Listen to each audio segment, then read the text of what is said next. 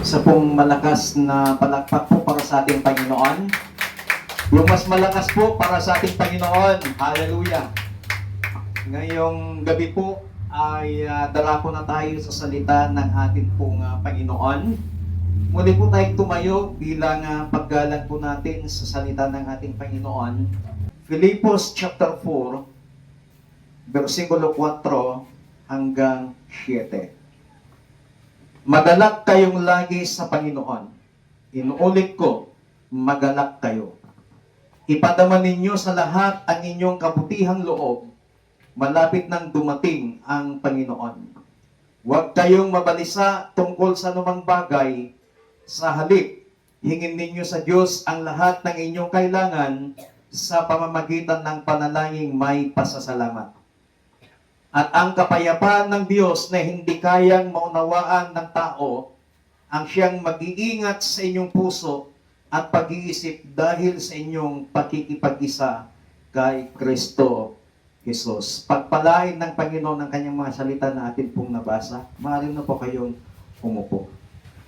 Mula po sa talatang ito, ay nais ko pong bigyan ng paksa ang mensahe ng Panginoon, The Christian's Antidote to Anxiety.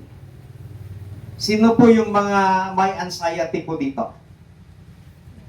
O yung mga nababalisa sa kanilang mga pangangailangan, nababalisa sa mga iba't ibang sitwasyon sa kanila pong mga buhay. Anxiety is one of the greatest struggles people face today. Marami na ho tayong nabalita ang nagpapakamatay, nagpapatiwakal, because of anxiety.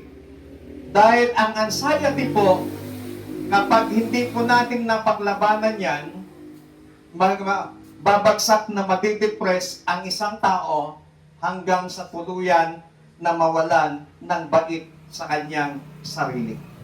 Nagsisimula lamang sa anxiety. At marami na rin po akong nakausap na tao na may mga problema sa anxiety. Yung iba pumupunta pa sa psychiatrist, nagpapacheck up. Kasi nangangamba siya, nababalisa siya sa lahat ng bagay. Yung isa po nating attendees dati sa ating Bible study sa Pura, meron po siyang anxiety. Kaya meron po siyang once a month check up sa psychiatrist. At pagkatapos nun, may isa pang doktor na kailangan niyang pagpatingnan. And because of anxiety. At dahil mahirap mapaglabanan, minsan ang dami mo, ang sabi nila, may mga naririnig silang mga buses na sinasabi na gawin mo itong isang bagay na to, gawin mo to, gawin mo to. Wala pong pinipili ang anxiety. Whether you are a teacher, whether you are a professional, whether you are a pastor, kapag hindi po natin napaglabanan yung anxiety, babagsak po ito sa depression hanggang sa kailangan na po natin ang espesyalista. Dito po sa aklat po ng Filipos, mababasa po natin dito na si kapatid na Pablo, habang siya po ay nakulong po si Pablo dahil sa pangangaral ng salita ng Panginoon. Yun lamang ang tanging ipinukol sa kanya. Yun lamang ang tanging naging kasalanan sa tingin ng mga Romano, yung pangangaral ni Pablo ng salita ng Panginoon. But habang siya po ay nasa loob ng kulungan, ang mga mananampalataya doon sa Church of Filipos, labis po silang nalungkot, labis po silang nangamba, kaya sinulatan sila ni kapatid na Pablo. Kaya dito sa chapter 4 ng Filipos, sinabi niya doon na rejoice in the Lord always. And again, I say rejoice. Dahil ramdam ni kapatid na Pablo yung anxiety, yung pagkabalisa, yung pangamba, pagkatakot ng mga mananampalataya. Kaya in-encourage niya sila na magpakatatag sila at magalak sila sa Panginoon sa kabila ng mga pagsubok na kanila pong nararanasan. Ang aklat po ng Filipos ay sinulat ni kapatid na Pablo para sa mga mananampalataya sa Church of Filipos at para na rin po sa lahat ng mga mananampalataya sa Panginoon. Tandaan po natin mga kapatid, kapag ang isang mananampalataya ay natutong ibigay, dalhin ang lahat ng kanyang pagkabalisa, dalhin ang lahat ng kanyang pangamba, pag-aalala sa Diyos sa pamamagitan ng panalangin, mararanasan po nila ang kakaibang kapayapaan ng Panginoon. Dito po sa ating pong binasa, what is the antidote to anxiety? Kung babasahin po natin, meron pong ibinigay dito si kapatid na Pablo na 4 na practical na hakbang na nagsisilbi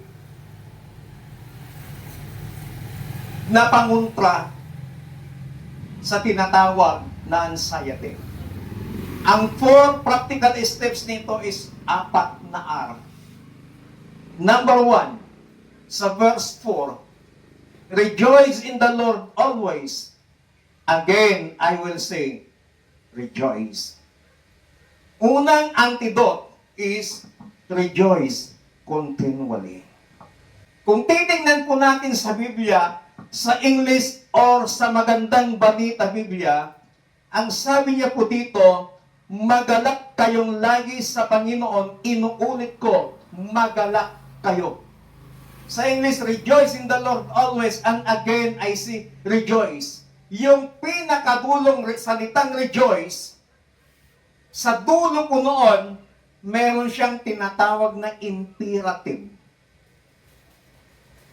Tingnan mo ninyo, sa Biblia po ninyo, hindi po period, hindi po kama, hindi po semicolon, but imperative po yung nakalagay.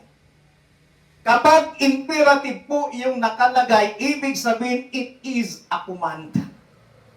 Hindi pakiusap ni kapatid na Pablo, kundi ito po ay command na tayo po ay magalak lagi sa Panginoon. Sapagkat yung kagalakan ay hindi opsyon sa isang mananampalataya. Kaya pinulit-ulit ni kapatid na Pablo yung salitang magalak kayo. Ipinapakita lamang dito ni kapatid na Pablo yung kahalagahan ng kagalakan. Iba po yung kaligayahan doon sa kagalakan. Yung kasiyahan, yung happiness at saka joy, magkaiba po. Yung kasiyahan ay it is outside appearance. Yung joy, yung kagalakan ay inside. Nagkakaroon ng kasiyahan sa tuwing may handaan sa isang bahay. Nagkakaroon ng kasiyahan sa tuwing may piyesta sa bayan o sa barangay. Ang saya-saya ng mga tao. But, after that, anong mararamdaman ng tao? Pagod, stress, ubos ang budget.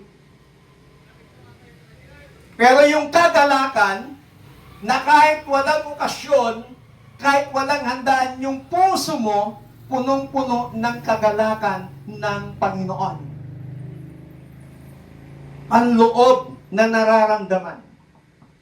Sapagkat alam natin that the source of our joy is in the Lord. Sabi ni Pablo, rejoice in the Lord. Ipinakita doon ni kapatid na Pablo yung pinagmumulan ng kagalakan. Magalak kayo sa Panginoon. Our joy rests in Christ, not in changing circumstances. Dapat tayo po mga mananampalataya, may kagalakan lagi yung ating puso sa Panginoon na kahit anumang sirkumstansya, kahit anumang sitwasyon ng ating mabuhay. Hindi yung nakabase yung kagalakan natin sa mga sirkumstansya ng ating mga buhay.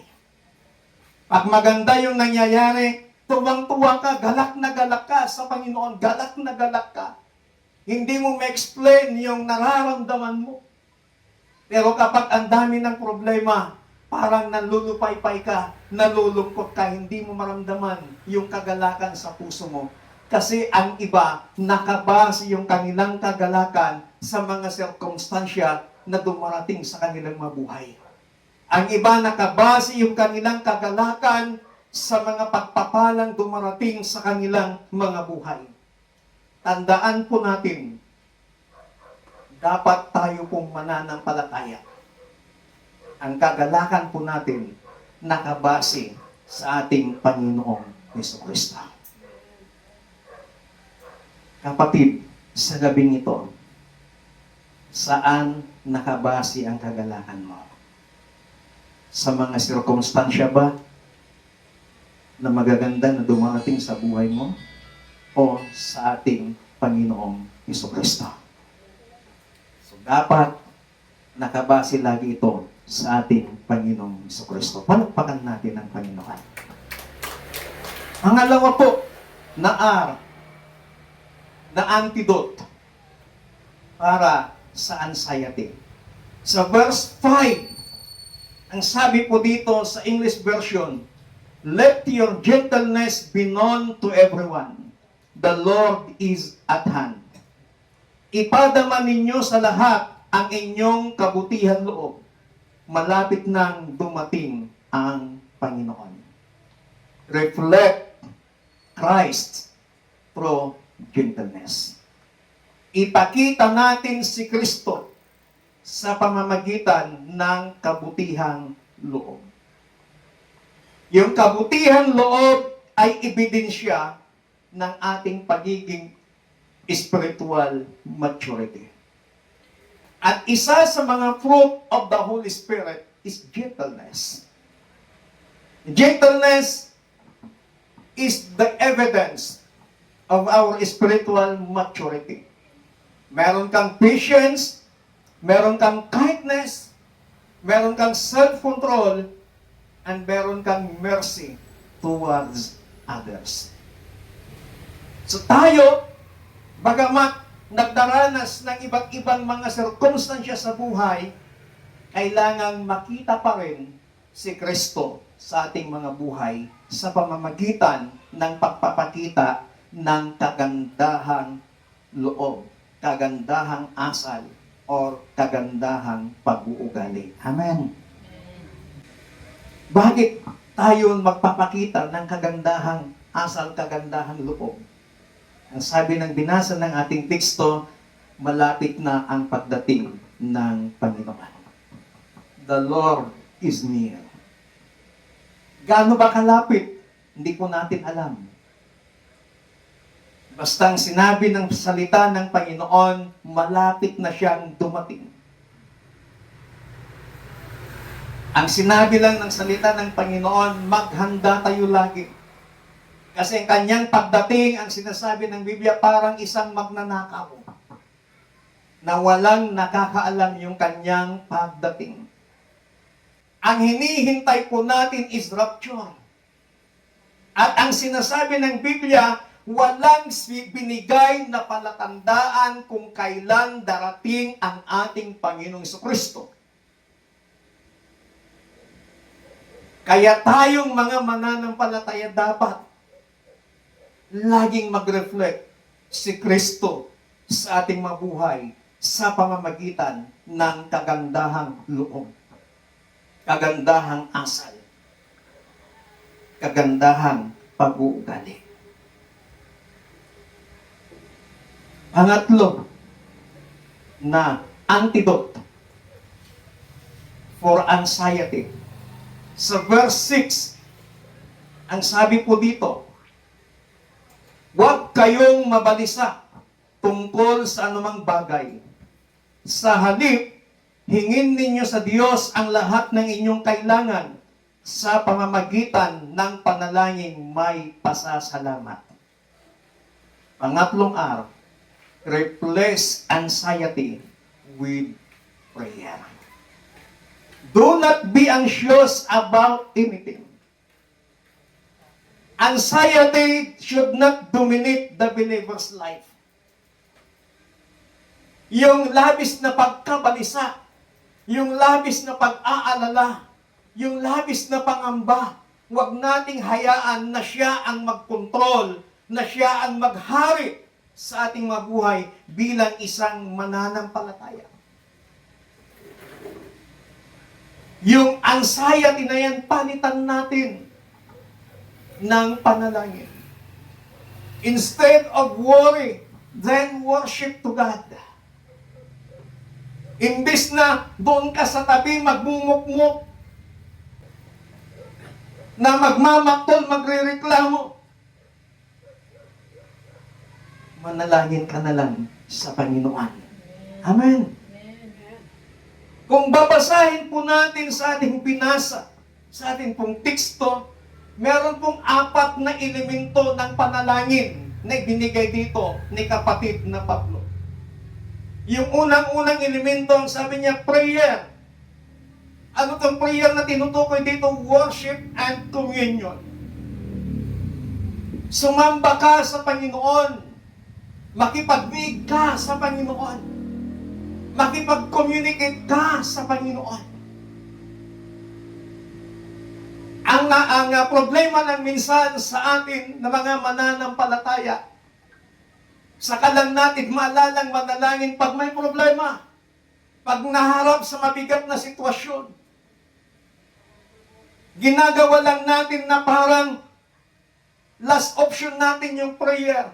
At gusto pa natin kapag nag-pray tayo, gusto natin agad-agad andyan yung katugunan. But,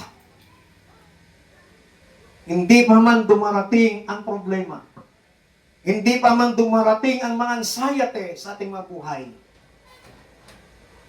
Nakapag-pray na tayo, nakapag-build up na tayo ng prayer life sa ating Panginoon. Amen. Si Jesus Christ. Bagamat siya'y Diyos, na nagkatawang dao at nanirahan dito sa lupa, nakisalamuha, nakisama, namuhay kasama ang mga tao. Kahit gaano siya kabisi, meron pa rin siyang panahon na nakikipag-usap sa kanyang amang nasa langit. Kaya bago dumating yung pagkanulo sa kanya, alam na niya, handa na yung kanyang puso, handa na yung kanyang sarili. Why?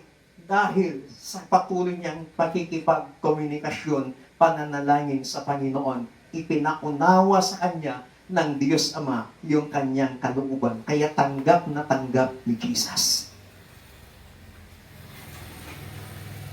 Pangalawa, na elemento ng panalangin na tinuturo dito ni Pablo, supplication. Ang sabi po niya, huwag kayong mabalisa tungkol sa anumang bagay. Sa halip, hingin ninyo sa Diyos ang lahat ng inyong kailangan sa pamamagitan ng panalangin may pasasalamat. Supplication. Specific request. Kailangan kapag humingi tayo sa Panginoon, be specific. Hindi pwede yung unspoken. May prayer request ka ba, kapatid? Unspoken po. Ang sabi ng Bible, be specific. Kung ano man yung kailangan mo, kung ano man yung pinagdadaanan mo kapag ikaw ay nanalangin, sabihin mo yan sa Panginoon. Naghihintay lang ang Panginoon na magsabi tayo sa Kanya kung ano yung nararamdaman natin. Magsabi lang tayo sa Kanya. At kapag nasabi na natin sa Kanya yung ating mga nararamdaman, aaliwin tayo ng Kanyang banal na Espiritu. Mararamdaman mo yung pagpapalakas, pag-aaliw sa iyo ng Diyos. Pangatlong elemento ng prayer na tinuro dito ni kapatid na Pablo is thanksgiving. Magpasalamat, panalangin may pasasalamat. Gratitude. Gratitude, it is from the word gratis. Kaya tayo po bilang mananampalataya, marunong tayong magpasalamat sa Panginoon. Maliit man o malaking pagpapala, malaki man o maliit, na katugunan ng ating mga panalangin, laging mapagpasalamat sa Diyos. Kapag napapasaya natin ang puso ng Panginoon, nakikita niya na sa maliit na bagay, nagpapasalamat ka na sa Kanya, mas lalo kang bibigyan ng malalaking bagay ang Panginoon kasi nakikita niya yung puso mo. Salamat sa Panginoon sa anumang pagpapala na dumarating, nararanasan po natin. Amen? Amen. Amen. Kahit pa trials, kahit pa problema, pagsubok, pasalamatan natin ang Panginoon. Sabihin natin, thank you Lord for these trials. Thank you Lord sa pagsubok na ito. Salamat Panginoon sa sirkumstansyang ito. Kapag nakita ng Diyos yung puso natin na mapagpasalamat, then, ikaw ay gagantimpalaan ng Panginoon. Pang-apat na elemento ng panalangin, request. Humingi. Kapag humihingi tayo sa Diyos, ibig sabihin, meron tayong total dependence on Him. Kapag humihingi tayo sa Diyos, ibig sabihin, meron kang pagtitiwala sa Panginoon.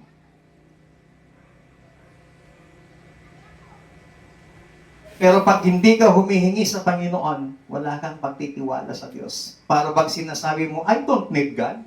Wala akong kailangan. All of us, we need God. Amen? Amen. The Bible says in the book of John chapter 15, apart from God, we can do nothing. Kapag hiwalay tayo o wala tayo sa Panginoon, wala tayong magagawa. Kaya anumang status ng ating buhay, kailangan at kailangan natin ang Panginoon. And as a believers of Christ, don't carry our burdens. Bring them to God. Amen? Amen. Huwag nating dadalhin yung ating mga anxiety. Huwag nating dadalhin yung ating mga sitwasyon sa buhay. Huwag nating dadalhin yung mga pagsubok sa ating mga buhay. Ibigay natin sa Panginoon. Kasi pag dadalhin natin yon, bawat araw dala-dala mo yung mga anxiety, bawat araw dala-dala mo yung mga pagsubok, dala-dala mo yung problema. Kapatid, isang araw, mababurn out ka. Hanggang sa mamawalan ka ng kagalakan sa paglilingkod sa Panginoon, hanggang sa tuluyan kang tumigil sa paglilingkod sa Panginoon. Kasi hindi mo na kaya, burn out ka na, wala ka ng kapayapaan, wala ka ng kagalakan. Bigat na bigat ka na. Pero kung dadalhin natin, ibibigay natin sa Panginoon.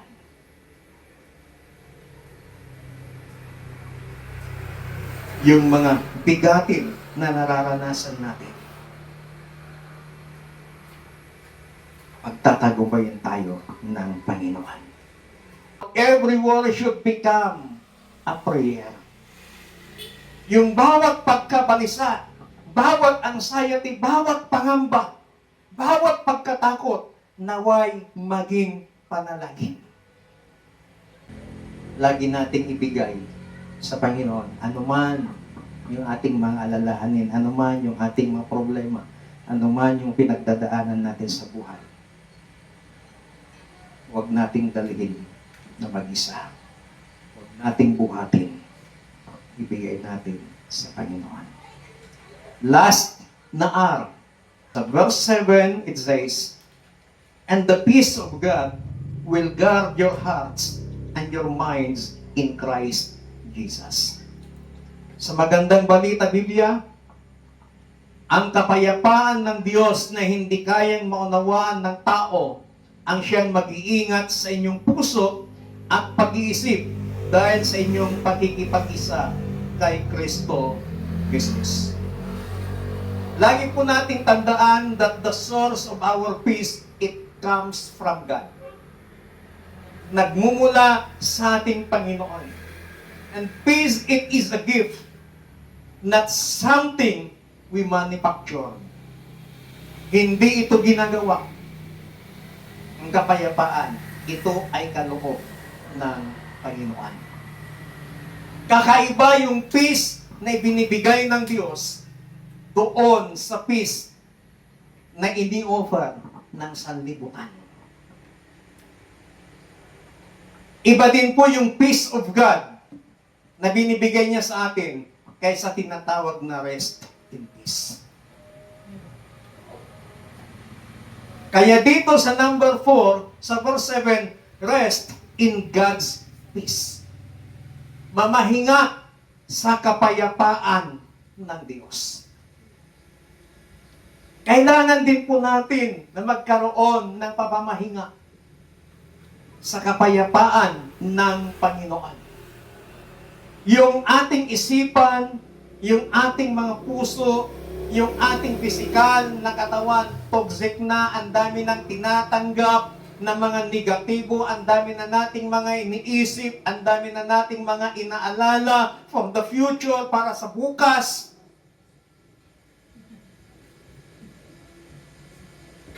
But, kailangan po natin yung kapayapaan ng Panginoon. Mamahinga tayo sa kapayapaan ng Diyos. At yung kapayapaan na yan, na ibibigay sa atin ng Panginoon, it surpasses human understanding. Na ang hirap unawain ng pangunawa ng tao. It remains even when circumstances do not improve. Ang kapayapaan ng Diyos na yan, nananatili sa puso po natin, nananatili sa ating isipan, nananatili sa ating mabuhay, kahit pa ang mga sirkumstansya na nararanasan natin sa ating mabuhay ay wala pong pagbabago. Kahit pa sa tingin natin parang hindi tinutugon ng Panginoon yung ating mapanalangin, kahit pakiramdam natin para bagang napakalayo sa atin ng Panginoon, kahit pa yung pakiramdam natin na parang pinabayaan tayo ng Panginoon, pero yung kapayapaan ng Diyos na yan, nananatili sa puso natin, kahit hindi po natin nakikita yung mga kasagutan, yung mga katugunan ng ating mga hinihiling sa Kanya. Kung mapapansin po natin yung Kanyang binanggit dito, yung salitang guard, magbantay. Yung salitang guard, it is a military term. Why? God's peace protects our hearts. God's peace protects our minds. Yung kapayapaan ng Panginoon, yun yung mag-iingat, magpoprotekta sa ating mga puso, magpoprotekta sa ating mga pagsinabing puso, kasama na dyan yung emotion. Yung kapayapaan ng Diyos, siya yung magpoprotekta ng ating isipan, ng ating mind. Kaya napakaganda yung sinabi dito ni kapatid na Pablo na at ang kapayapaan ng Diyos na hindi kayang maunawaan ng tao ang siyang mag-iingat sa inyong mga puso at pag-iisip dahil sa inyong pakikipag-isa kay Kristo Jesus. Allow the peace of God na siyang mag-ingat sa ating mga puso, sa ating mga isipan. Ang kaaway, andyan lamang siya sa paligid. Nagbabantay, tumitingin ng pagkakataon para makapenetrate. At kapag may nakita siyang entry point, kahit napakaliit lamang, makakapasok yan. At ang kanyang gagawin, lalasunin, mag-i-input ng mga negatibo sa isipan at puso ng isang tao. Hindi lamang mananampalataya, but even pastors. At hayaan natin, mga kapatid, na magkaroon tayo ng rest sa kapayapaan ng Panginoon. We take a pause. Pagod ka na. Pahinga ka muna, Lord. Hindi ko na kaya. Huwag natin ipilit. Panginoon, hindi ko na kaya. Pagod na ako.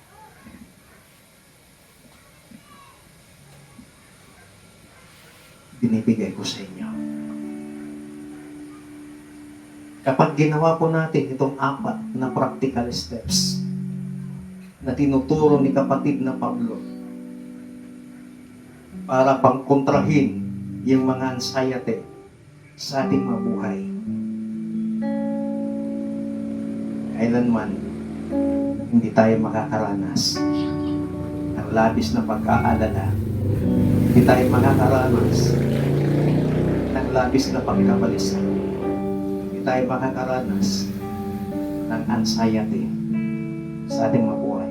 Kasi meron na pong binigay sa atin na antidote, pangontra sa anxiety. Tayo pong lahat ay tumayo.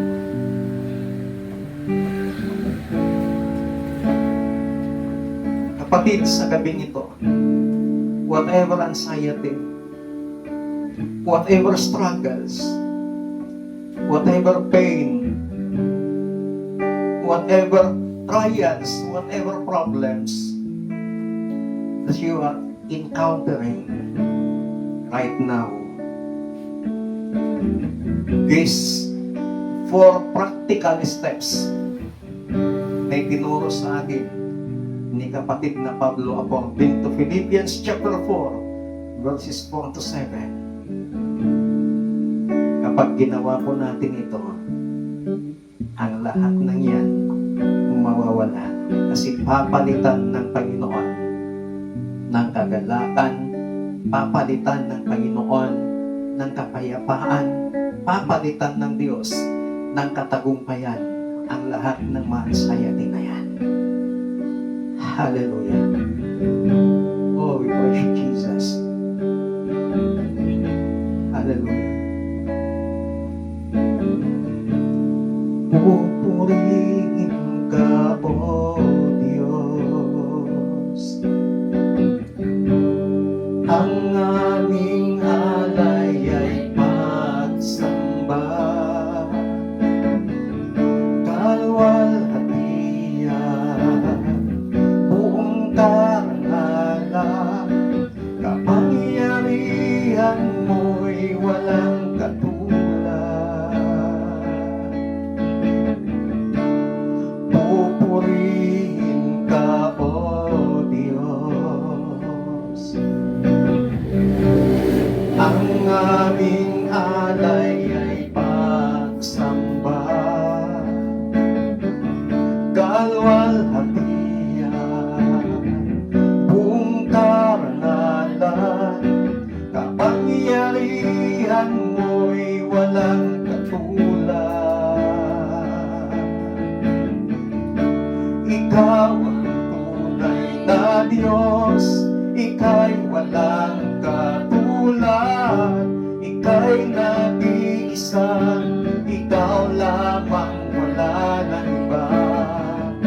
Sa'yo ang aming awit, dinggin ang aming tinig, isisigaw sa buong mundo, kadakilaan mo.